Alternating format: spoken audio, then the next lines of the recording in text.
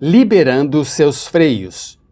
Faz muitos anos, quando comecei a estudar as emoções negativas, e o ponto mais crítico que eu descobri foi que não se pode fazer nenhum progresso em direção à saúde, à felicidade, o amor e o cumprimento do potencial, enquanto se insista manter intacta as emoções negativas.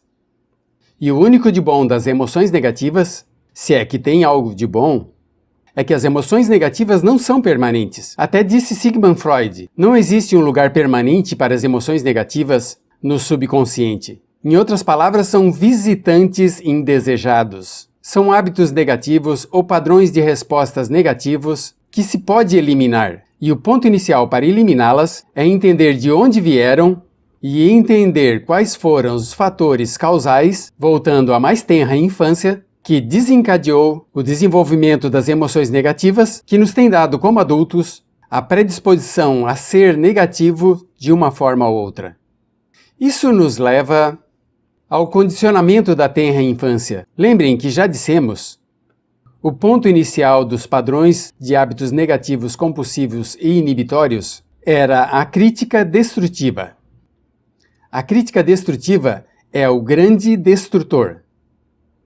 A crítica destrutiva destrói as pessoas em seu interior e as deixa caminhando em círculos por fora. Muitas personalidades têm sido minadas e destruídas. Muita autoestima foi colocada de lado como resultado da crítica destrutiva, mais do que qualquer outra coisa que possamos imaginar. A crítica destrutiva é o grande assassino. Agora, por que isso é tão ruim? Sabemos que as crianças, em seus primeiros anos, e ao ir crescendo, têm uma necessidade tremenda de amor e aprovação de seus pais. De fato, muitos psiquiatras e psicólogos têm falado que a razão número 1 das doenças mentais nos adultos é a retirada do amor ou o amor não expressado. Sabemos que qualquer pessoa com prestígio, uma pessoa que é importante para uma criança, tem um impacto enorme nessa criança. E as crianças até a idade de 6 anos têm muito pouca habilidade para discriminar entre uma crítica válida e uma crítica inválida. O que isso significa é que tudo que diga um pai, ou um parente mais velho, ou uma pessoa mais velha, qualquer coisa que diga uma pessoa de prestígio, ou uma pessoa importante para uma criança, é aceitada como certo. É aceitada como uma representação válida da realidade. Se uma mãe diz que é uma criança má, ou o pai que é preguiçoso, se alguém diz não é independente, se alguém diz que somos estúpidos, ou tontos, ou feios, a criança não tem capacidade alguma para discriminar entre o válido e o não válido. Essa criança aceita isso como uma verdadeira representação da realidade. Vai mais além da mente consciente, vai diretamente ao subconsciente e aí fica. Muitos de nós, como adultos, ainda estamos vivendo em base à informação negativa que recebemos quando éramos crianças. E depois, como adultos, que dizemos? Pois dizemos assim é como eu sou, ou sempre eu fui assim, ou algumas pessoas dirão é de família, teu pai era assim, os filhos são assim, tua mãe era assim, etc. De onde vem? Nada dessas coisas é de família. Por exemplo, quando eu estava crescendo, meus pais viveram durante a depressão, e a depressão produzia um impacto enorme, e quando falávamos em comprar algo, eu me lembro muito bem, meus pais ficavam muito tensos e diziam, não podemos pagá-lo, não podemos pagá-lo, não podemos pagá-lo, não podemos pagá-lo. Tinham uma mentalidade de carência, essa mentalidade de não poder pagar por toda a sua vida. E logo eu cresci, e ainda que nunca experimentei a depressão, nem a maioria de vocês, 10, 20, 30, 40 anos depois, ainda estamos dizendo não posso pagá-lo, não posso pagá-lo, não posso pagá-lo. Ainda tomamos por base essas frases críticas, essas frases emocionais que usavam nossos pais. Talvez seus pais lhes diziam, como meu pai me dizia, uma e outra vez, nunca acaba o que começa, nunca acaba o que começa, nunca acaba o que começa. É um preguiçoso, nunca acaba o que começa. E quando fui adulto, tinha muitos problemas para acabar o que começava. Ao me aproximar do final da tarefa, começava a me sentir ansioso e buscava qualquer desculpa para adiar ou atrasá-la. O segundo fator que nos predispõe a emoções negativas é a falta de amor. Sabemos que a personalidade das crianças se desenvolve ao grau ao que recebem uma alta qualidade e uma alta quantidade de amor dos seus pais. Existe uma relação de 1 por 1 entre a quantidade de amor, a qualidade de amor e uma personalidade saudável. Esse amor negado ou a privação de amor é a causa-chave da infelicidade, a negatividade e a doença mental nos adultos. Para que uma criança se sinta realmente amada, a criança deve ter pais com bons conceitos, e a maioria de nós tivemos pais que foram vítimas de seus pais, que à sua vez foram vítimas de seus pais. Um escritor famoso disse que todo mundo é vítima de uma vítima. Todos são vítimas de vítimas. Nossos pais quiseram nos criar da melhor forma possível, mas eles mesmos foram vítimas de vítimas. E para que uma criança se sinta realmente amada, deve existir 3 condições. A condição número 1 é: os pais devem amar a si mesmos.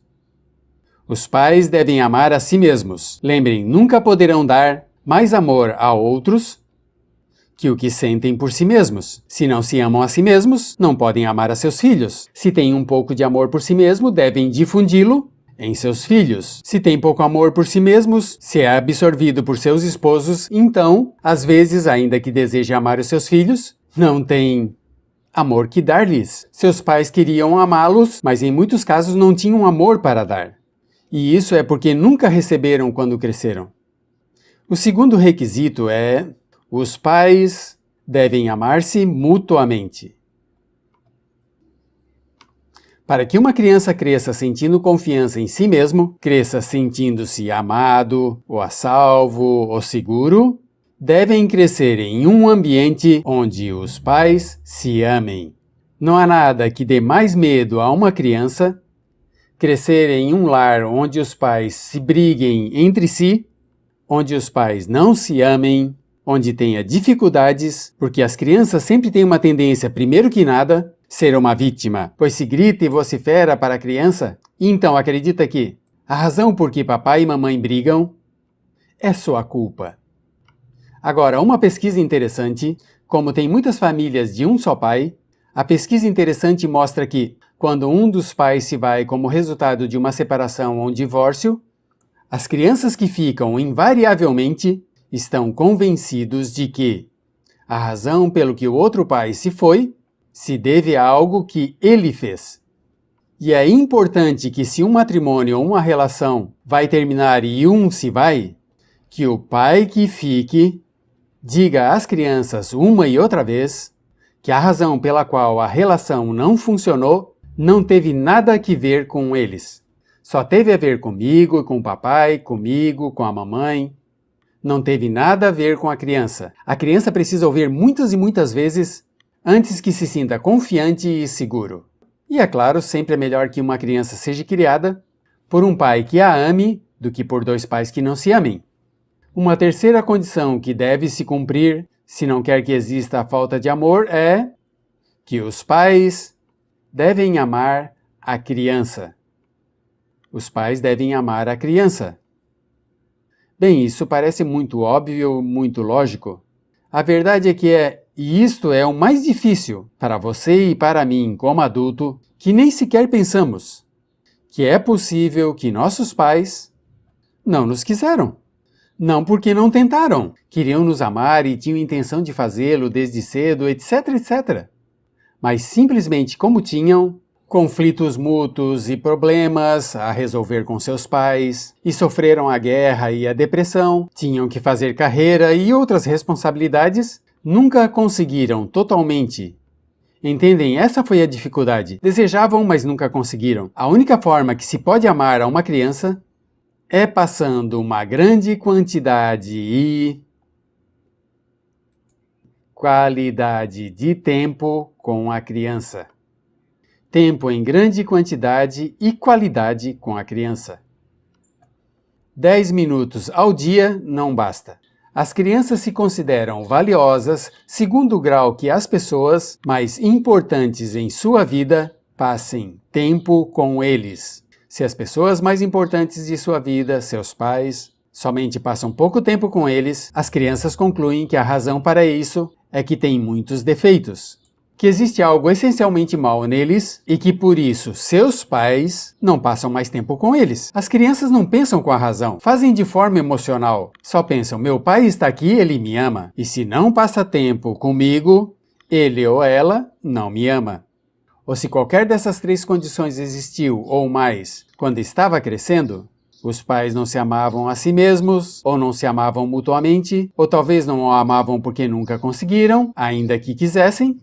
Então você deve ter crescido em conjunção com a crítica destrutiva que se chama culpa. E o que é a culpa? Pois simplesmente a culpa é um sentimento de não valer muito. De onde tiramos esse sentimento? Nós o temos quando continuamente gente importante nos criticam em nossa vida e simultaneamente não nos dão o amor que necessitamos. Sentimos que não valemos muito ou que não valemos nada. E o sentimento de culpa nos leva a um sentimento de falta de mérito, falta de valor e culpa. E essa culpa, esse sentimento de falta de mérito, é o maior problema do século XX. A principal fonte de doença mental. É a fonte principal dos problemas nas relações, a fonte principal de doenças psicossomáticas, a fonte principal da maioria dos problemas que afetam a nossa sociedade. É o profundo sentimento de culpa e falta de mérito que se expressa ou se esconde nos pensamentos ou na atitude de não valho o suficiente. Não valho o suficiente. Não valho o suficiente. Já falamos da autoestima e do tão importante que é. A autoestima significa eu me quero muito, eu me quero muito, eu me quero muito, eu me quero muito. As pessoas que foram criadas com críticas destrutivas durante sua vida não somente não se gostam a si mesmas, não sentem que são bastante boa para ninguém, e em muitos casos estão cheios de ódio por si mesmos. Se odeiam a si mesmos, se autocondenam ou se detestam, e verão que isso sai em suas conversas e sai em suas relações com outras pessoas. As pessoas que não querem a si mesmas, ainda que queiram ter boas relações, simplesmente não são capazes disso. As pessoas que pensam que nunca são boas para nada sempre deixam aflorar, sempre será um problema. Agora, qual é a razão principal da culpa? De onde vem a culpa? A culpa vem de três fontes negativas: pais negativos, influências negativas ou religião negativa. Uma das três. Qualquer dessas três usa a culpa, e da culpa se valem e aproveitam, em especial os pais e as organizações religiosas. Por duas razões. Uma é o castigo. A culpa se usa para nos castigar. Quando estamos crescendo, o castigar é a forma mais fácil de fazer que alguém se sinta mal. Nossos pais nos fazem sentir mal castigando fisicamente, com sermões ou nos repreendendo. E o castigo é uma forma muito eficaz de ir nos conformando, ou de conseguir que façamos o que os outros querem. A segunda razão por que se usa a culpa, quando se pratica de forma consciente, e algumas organizações a praticam assim, é para ter mais controle. Controle emocional em especial, porque pode-se controlar uma pessoa emocionalmente com culpa e manipular o seu comportamento. Tem muitas organizações que usam a culpa como uma ferramenta de controle e manipulação. Se podem controlar as pessoas com muita força e de forma emocional, pode conseguir seu dinheiro, pode conseguir seu tempo, pode conseguir seu compromisso de mandar seus recursos, etc. Muitas organizações usam a culpa para aplicar um castigo. Muitas organizações de caridade que se anunciam por televisão, em especial as de causas benéficas, que envolvem a crianças ou a pessoas incapacitadas, usam um sentimento de culpa. Parecem tão bons que se sente culpado por essas pessoas que sofrem. Ou nos enviam algo de valor, e isso se encarregará de sua culpa por um momento, até que incluímos em nossa lista de correio, etc. E a culpa é um padrão. Por que se usa tão comumente? Pois, antes de nada, porque todos nós a temos em maior ou menor grau. E número 2, é fácil. E a culpa é fácil. Por que nossos pais usam contra nós? Por que nossas mães usam contra nós? Nossas mães podem controlar com a culpa em um quarto repleto. Nossas mães podem controlar-nos a milhares de quilômetros por telefone. Os pais usam a culpa em seus filhos porque os pais usavam a culpa neles e assim sucessivamente. É o mais fácil. Não existe um esforço físico. Pode-se fazer com um olhar ou de relance, ou uma palavra. Já sabe que as pessoas usam o mais fácil. Esteja alerta. Vocês foram criados em um ambiente onde foi feito sentir culpa e quase todos a vivemos. Devemos entender que a culpa é como uma latrina ou bactérias emocionais negativas que se colocam na raiz de sua psique ou seu subconsciente e ativam todas as outras emoções negativas. Fúria, ódio, inveja, ressentimento, frustração e dúvida, temor, etc. As cria e as ativa a todas. A forma para, em realidade, desfazer-se do centro é exorcizá-lo, é extirpá-lo. E é o que vamos fazer no resto dessa sessão. Primeiro, como saber se nos criaram com sentimentos de culpa? Bem, a isso chamamos a manifestação adulta da culpa. Manifestação adulta da culpa. Pode saber, testando a si mesmo, quanto tempo você tem.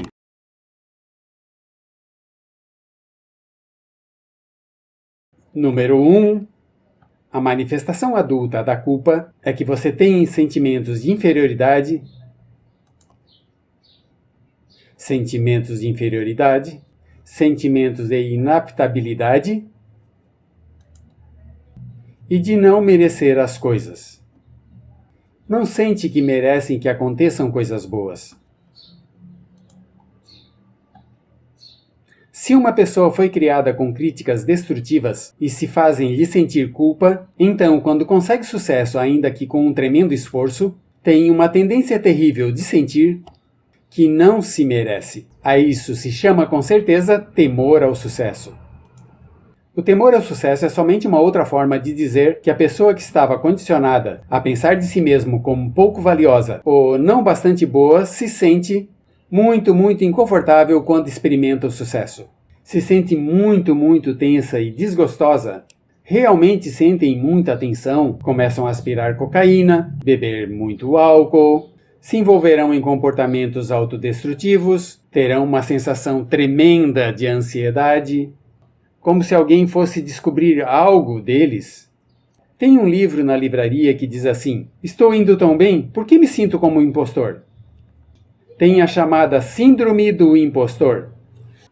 Alguma vez você teve sucesso em algo e as pessoas chegaram a você e disseram: parabéns, fizesse um excelente trabalho? Ou isso é maravilhoso, ainda que tenha sido muito difícil para você? E sentiu que os outros iriam descobrir? Sentem como que quer dizer que iam descobrir que realmente não és bom? Que só foi uma fraude, um acidente? E por certo você disse: foi coincidência, foi um acidente. Na verdade, não sei nem como eu fiz. Fazem todo o possível para ouvir desse sentimento de inferioridade e de não merecer as coisas. Estejam muito alertas. A segunda manifestação adulta da culpa é a autocrítica destrutiva. Existe uma linha de um grande poeta que diz: aqueles a quem lhes fazem mal à sua vez. As crianças em muita tenra idade, às vezes na idade de 2 ou 3 anos, começam a menospreciar-se, se arranham e até se batem, e se castigam fisicamente, se lhes criticam demasiadamente. Sempre dizem o equivalente a não valho o suficiente ou não sou muito bom, e se castigam a si mesmo. A crítica destrutiva é um sintoma real de um sentimento escondido de culpa e insuficiência. O número 3 é que, facilmente manipulada pela culpa, as pessoas podem puxar seus cordões de culpa de forma muito simples. Realmente vemos que tem 2 tipos de pessoas no mundo: os lançadores de culpa e os receptores de culpa. Invariavelmente, essas pessoas se atraem mutuamente. E é claro, o lançador de culpa é a pessoa que se identifica com o pai que lançou a culpa, e o receptor é a pessoa que se identifica com o que recebeu a culpa. Mas os lançadores e os receptores de culpa se unem, se equilibram perfeitamente, se estabelecem e formam uma nova geração de lançadores e receptores de culpa. Podemos dizer que você é facilmente manipulado pela culpa porque esteve muito bem condicionado. Seu chefe pode puxar o seu cordão de culpa, uma pessoa no ônibus pode puxar o seu cordão de culpa, uma sobrecarga pode puxar o seu cordão de culpa. Esteja muito alerta a isso. A quarta manifestação de culpa é que você a usa. Usa a culpa e culpa a outros generosamente. Por quê? Pois se funcionou em você, vai funcionar neles. Te parecerá que é um intercâmbio, um trato muito justo? Usa a culpa e a culpabilidade e se converte na base das suas relações com os outros. Quando algo sai mal, joga a culpa neles. Algo sai errado, culpa alguém mais. Enquanto tem um problema, busca quem culpar. Um experimento muito interessante com a câmera escondida há alguns anos, foi que fizeram uma placa de gelo e colocaram na calçada sem que ninguém a visse. Não fazia muito frio, mas eles fizeram. E observaram como reagiam as pessoas quando passavam por aí, quando caminhavam por aí, e chegavam a essa placa de gelo e se desequilibravam e o primeiro que faziam era observar a pessoa mais próxima a eles, raivosos, verdadeiramente furiosos. Em outras palavras, buscavam a quem culpar. E se não havia ninguém próximo de onde haviam caído, se levantavam outra vez, olhavam ao seu redor, não havia ninguém, então batiam no piso, batiam com força e se iam. Nossa tendência natural, quando algo sai mal, é buscar algo ou alguém a quem culpar, em especial se nos criaram com uma culpa contínua. E a quinta manifestação é o que chamamos linguagem vítima. Agora, se lembrem que falamos sobre a lei de concentração. Diz: o que semeia, colherás.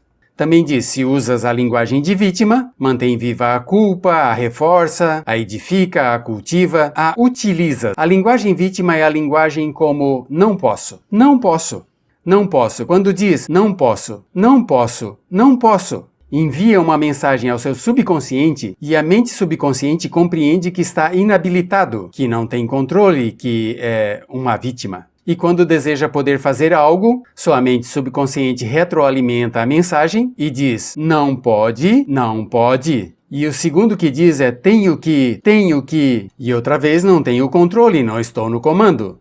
Mas existe outra expressão de linguagem vítima que devemos evitar. E é essa: tratarei. Tratarei, seja o que seja, tratarei. Que significa as palavras tratarei? Pois deixe-me dizer o que significam. Significa vou fracassar e eu digo antecipadamente para que não me venham com represálias. Em outras palavras, diz tratarei de chegar a tempo. Mas o que está dizendo é que talvez chegue tarde e não podem me condenar porque eu disse que trataria. Quando uma pessoa disse tratarei, está desculpando o seu fracasso por antecipação. Se fosse ao doutor e o doutor o examinasse, o auscultasse e o dissesse, pois você está em péssimas condições, teremos que intervir, devemos levar ao hospital, estou surpreso que tenha chegado até aqui. Você dirá, bom doutor, espero que você faça um bom trabalho. E ele diz, tratarei.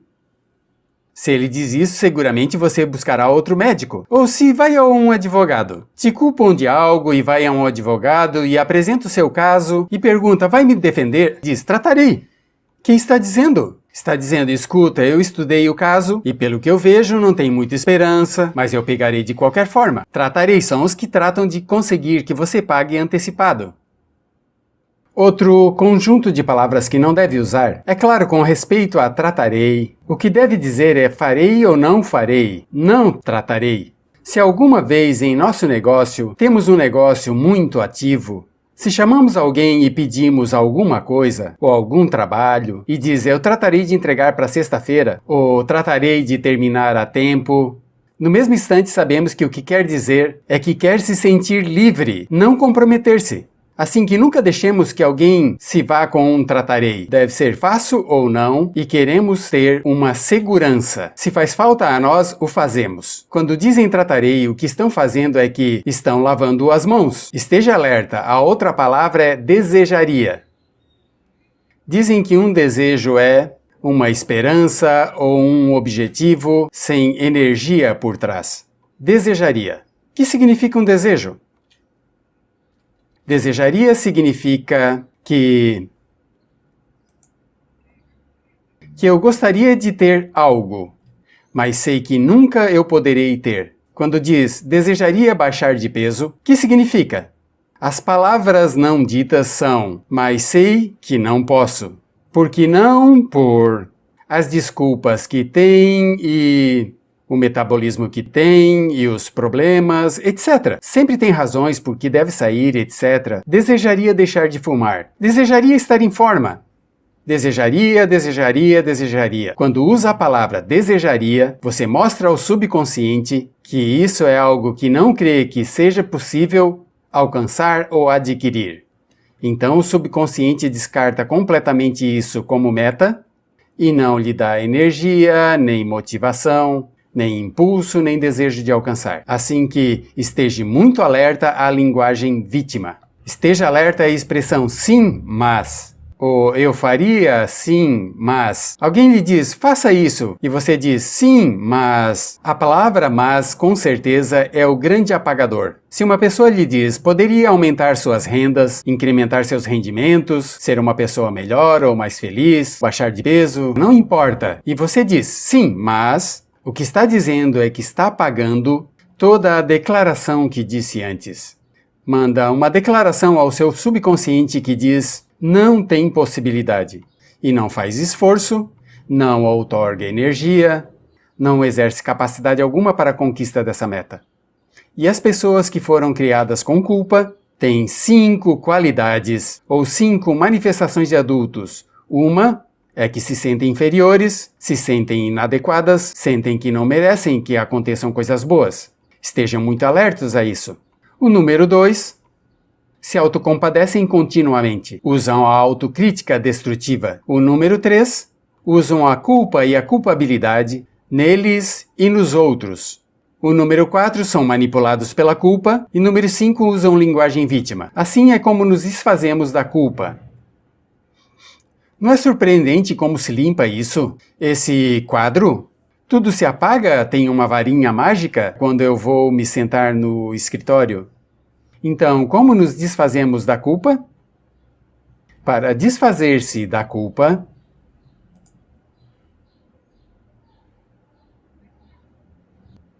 esse é o processo. Tem alguns passos importantes. Número 1, o primeiro da lista, elimine a autocrítica.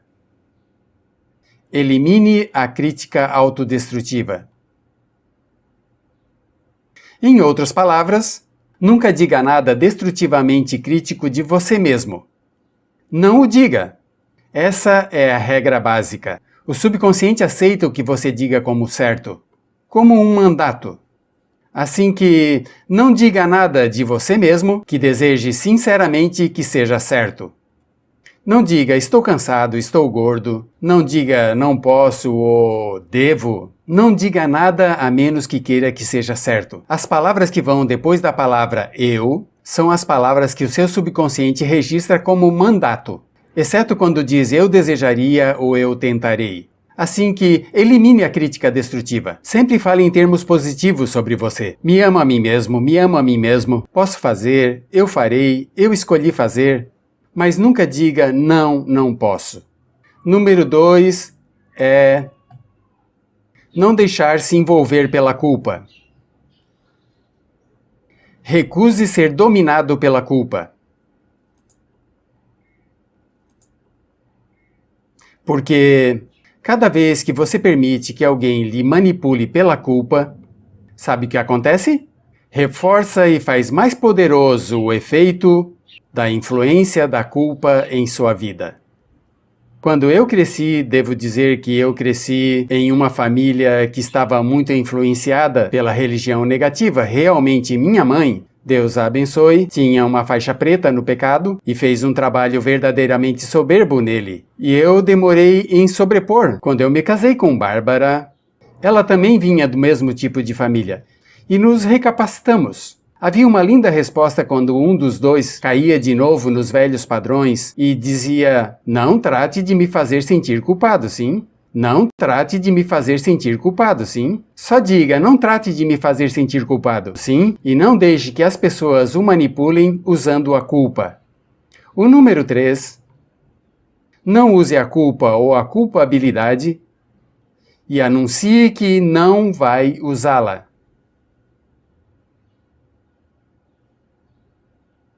Não a use em outras pessoas. E permita que seus filhos ou seu cônjuge digam o mesmo: não trate de me fazer sentir culpado, sim? Repita uma e outra vez. E se a outra pessoa diz: isso é o que eu tento, responda: isso não vai funcionar. E não funcionará.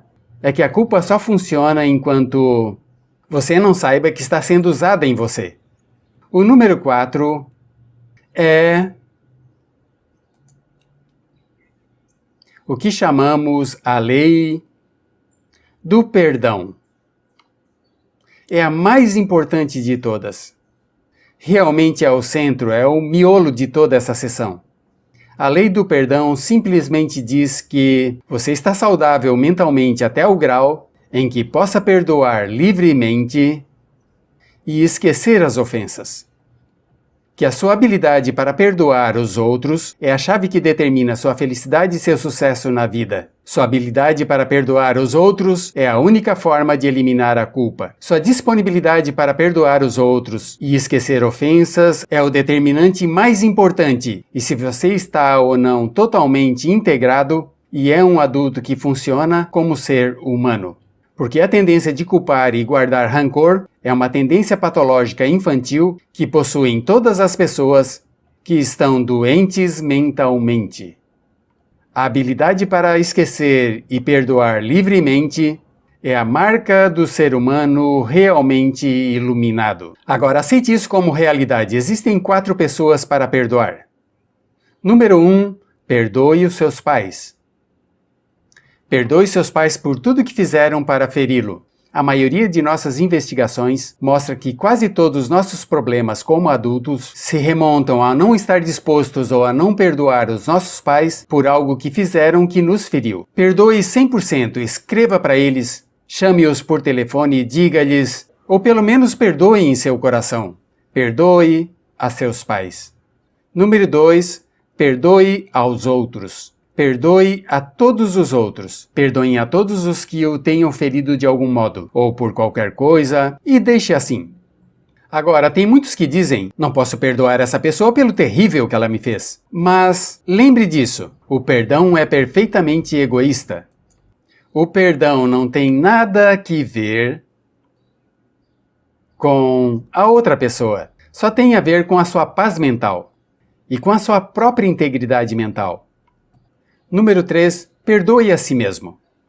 Perdoe-se por todas as coisas fracas, bobas, insensatas e estúpidas que tenha feito, porque todas as pessoas têm feito coisas bobas, insensatas, estúpidas e ridículas, mas perdoe-se em 100%. E geralmente, na última parte disso, se você fez algo que feriu alguma pessoa, vá a desculpar-se. É surpreendente a quantidade de vidas que se arruinam, ano após ano, por pessoas que não têm a força intestinal, a coragem e o valor para dizer, eu lamento. Uma das coisas mais importantes é desenvolver o caráter até o grau que fazemos as coisas que são muito difíceis para nós. Até o grau no qual fazemos as coisas que sabemos que estão bem, ainda que sejam difíceis, especialmente quando são difíceis emocionalmente. E a chave para desfazer-se da culpa, a chave para ser uma pessoa total e completamente positiva, é perdoar aos outros. Perdoe as pessoas com quem tenha sustentado uma relação. Perdoe aos seus chefes anteriores. Perdoe aos amigos que te feriram, perdoe os investimentos que foram equivocados, perdoe aos chefes que te despediram, perdoe a seus pais, perdoe a todo mundo. Desenvolva uma atitude para a vida com que recuse a guardar o rancor para os outros. Somente repita uma e outra vez, eu perdoo a ele ou a ela por tudo. Eu os perdoo por tudo. Eu os perdoo por tudo, e isso é tudo. A chave para se livrar das emoções negativas é recusar-se totalmente a continuar com qualquer situação negativa. Não esqueça que é um ato muito egoísta e será tão egoísta como você queira. O ato do perdão o libera e libera a outra pessoa e te garante que moverá rapidamente para o cumprimento de seu potencial. Se você gostou desse vídeo, deixe o seu like, compartilhe e não esqueça de se inscrever para receber novos vídeos.